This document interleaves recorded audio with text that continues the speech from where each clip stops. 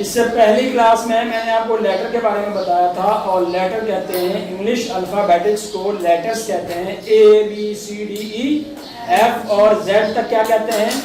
الفابیٹکس، اور دوسرے لفظوں میں کیا کہتے ہیں؟ لیٹرز۔ ایک جو آپ کا اے ہے دس از اے لیٹر، یہ کیا ہے؟ ایک لیٹر ہے، ایک لیٹر خط کو کہتے ہیں، اور یہی لیٹر خط کو بھی کہتے ہیں، اس کو یہی لیٹر خط کو بھی کہتے ہیں۔ لیکن جو ایک آپ کے پاس اے ہے یا بی ہے، یہ کیا ہے؟ آپ کا لیٹر ہے۔ آپ کے اے سے لے کر اور زیڈ تک جتنے بھی لیٹرز ہیں اس کے اندر دو قسم کے لیٹرز پائے جاتے ہیں، نمبر 1 از واولز اور نمبر 2 از کانسوننٹ۔ کیا؟ کانسوننٹ۔ ابھی پہلا آپ کے پاس کیا ہے؟ واولز، دوسرا کیا ہے؟ کانسوننٹس۔ واول آپ کے پاس کون سے ہیں؟ اے ای آئی او یو۔ یہ ٹوٹل کتنے بنتے ہیں؟ 5 آپ کے کتنے ہیں؟ واولز کتنے ہیں آپ کے پاس؟ 5۔ اور ان کے علاوہ جتنے بھی آپ کے پاس B C D F G H جتنے بھی یہ والے آپ کو نظر آ رہے ہیں، یہ کیا ہیں؟ کانسوننٹ۔ واولز کتنے ہیں؟ 5۔ اور کانسوننٹ کتنے ہیں؟ تو ٹوٹل 26 ہیں۔ ٹوٹل کتنے ہیں؟ 26 لیٹرز ہیں، اس میں سے 5 واولز ہیں اور باقی 21 کیا ہیں؟ کانسوننٹس ہیں۔ ٹھیک ہے، لیٹرز کا پتہ لگ گیا۔ لیٹرز میں سے 5 واول ہیں اور باقی 21 کتنے ہیں؟ کیا ہیں؟ کانسوننٹس ہیں۔ ٹھیک ہے، اب ہم آگے چلتے ہیں ورڈ پہ۔ کس پہ؟ ورڈ پہ چلتے ہیں کہ ورڈ کیا چیز ہے اور ورڈ کو ہم کیسے ڈیفائن کرتے ہیں۔ دیکھیں آپ کو میں بتا دوں کہ group of letters that has meaning. کیا؟ Group of letters that has meaning. Letters کا ایسا گروپ جس کا کوئی معنی ہو۔ کیا ہو؟ جس کا کوئی معنی ہو اس کو کیا کہتے ہیں؟ ورڈ۔ اور ورڈ اردو میں اس کو کیا کہتے ہیں؟ لفظ۔ کیا؟ لفظ ہو گیا۔ اچھا، اب جس طرح آپ دیکھیں بوائے از اے ورڈ۔ کیا؟ بوائے ایک لفظ ہے اور یہ کتنے لیٹرز کا گروپ ہے؟ 3 لیٹرز کا، بی او وائی۔ 3 لیٹرز آپس میں ملے ہیں تو ایک گروپ بنا ہے اور that group is called word, اور اس کا بنا کیا؟ اسے بوائے۔ کیا بنا؟ بوائے۔ ایسے الفاظ جو کسی ایک لفظ کے آگے لگا دیں یا پیچھے لگا دیں، اس کے معنیز کو چینج کر دے تو کیا اس کو کہتے ہیں؟ ایک کو کہتے ہیں پریفکس۔ پریفکس وہ لفظ ہے جو ہم کسی لفظ سے پہلے لگا دیں۔ کیا کریں؟ پہلے لگا دیں۔ جس طرح ہمارے پاس ایک لفظ ہے ہیپی۔ کیا لفظ ہے؟ ہیپی۔ اس کے معنی کیا ہے؟ خوش۔ کیا معنی ہے؟ اب اگر میں اس سے پہلے ایک لفظ لگا دوں یو این کا، کیا لگا دوں؟ اب یہ کیا ہو گیا؟ انہیپی، ناخوش۔ کیا؟ ناخوش۔ یہ کیا ہے؟ پریفکس۔ یہ جو ان ہے یہ کیا چیز ہے؟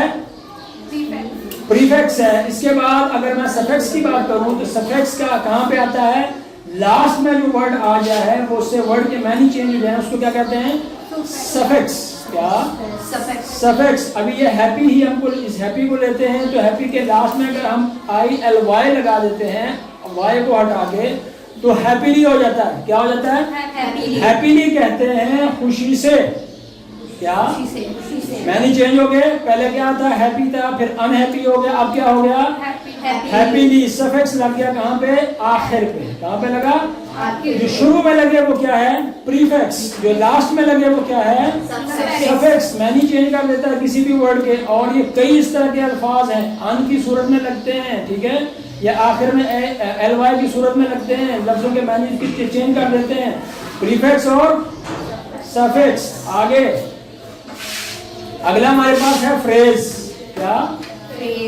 فریز۔ ایک ہوتا ہے جملہ، ایک ہوتا ہے فریز، اور فریز بھی جملہ ہی ہوتا ہے، لیکن فریز وہ جملہ ہوتا ہے، یہ بھی کمبینیشن آف ورڈز ہوتا ہے، اس میں بھی کافی سارے ورڈز ہوتے ہیں، لیکن یہ وہ جملہ ہوتا ہے جس کی آپ کو سمجھ نہیں آتی۔ سمجھ سے مراد یہ ہے کہ آپ کو نہیں پتہ چلتا کہ کہنے والا کیا کہہ رہا ہے، آپ کا وہ جملہ پورا نہیں ہوتا، اس کو کیا کہتے ہیں؟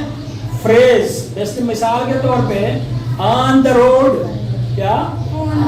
آن دا روڈ۔ روڈ پر، تو کیا روڈ پر؟ سڑک پر کیا چیز؟ رکشا، گاڑی، میں، آپ، کیا چیز، کوئی پتہ نہیں ہے نا، تو اس کو کیا کہتے ہیں؟ فریز. ادھر اس کو کیا کہتے ہیں؟ ایسا جملہ جو آپ کے پوری بات کو واضح نہ کر سکے. جس طرح پہلا کیا ہے؟ آن دا روڈ. دوسرا کیا ہے؟ ان دا رین. بارش میں. کہاں پہ؟ اب بارش میں کون ہے؟ کوئی پتہ نہیں ہے.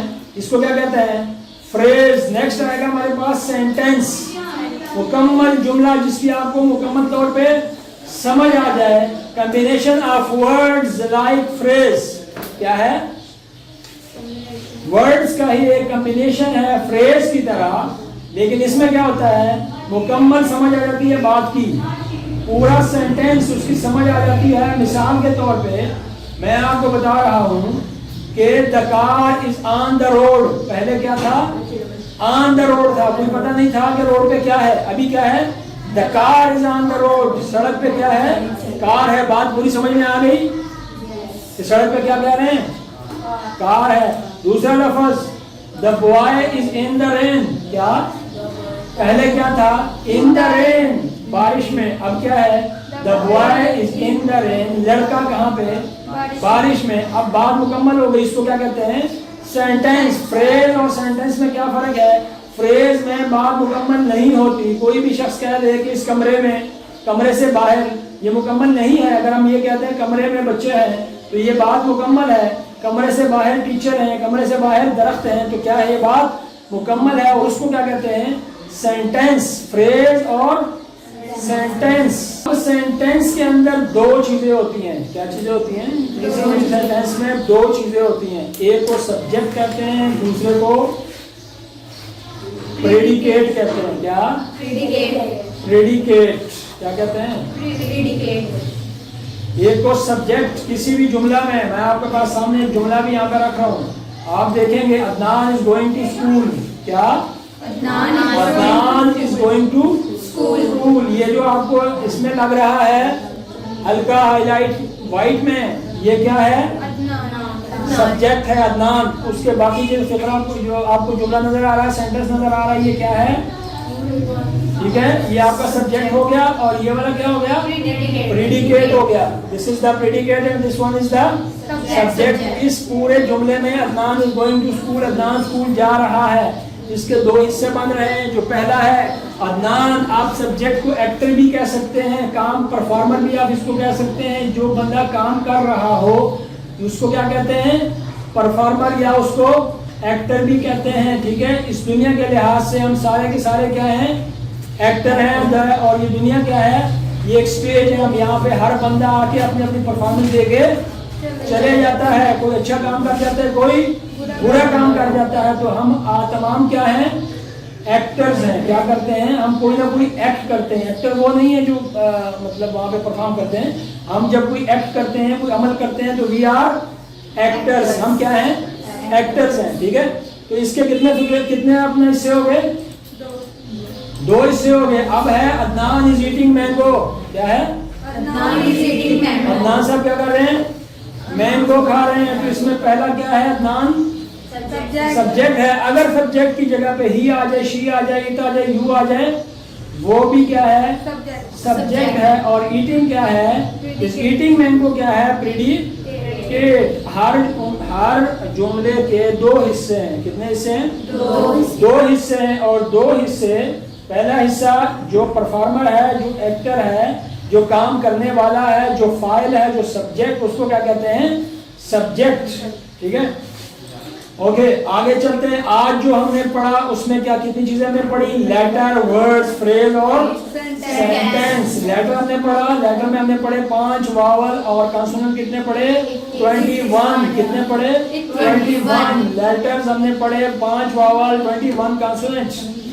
ہم نے ورڈ کی تعریف کی تھی، group of letters, definition of letters. Prefix پڑھے تھے. پریفکس جو کسی بھی ورڈ سے پہلے آ جائے اس کو کیا کرتا ہے؟ معنی چینج کر دیتا ہے. That is called prefix. اور جو ورڈ کے آخر میں آ جائے معنی چینج کرتے اسے کیا کہتے ہیں؟ سفکس. ہم نے مثال کیا دی تھی؟ ہیپیلی، ان ہیپی اور ہیپیلی. ہیپی، ان ہیپی اور ہیپیلی. ان ہیپی اس میں کیا تھا؟ پریفکس تھا.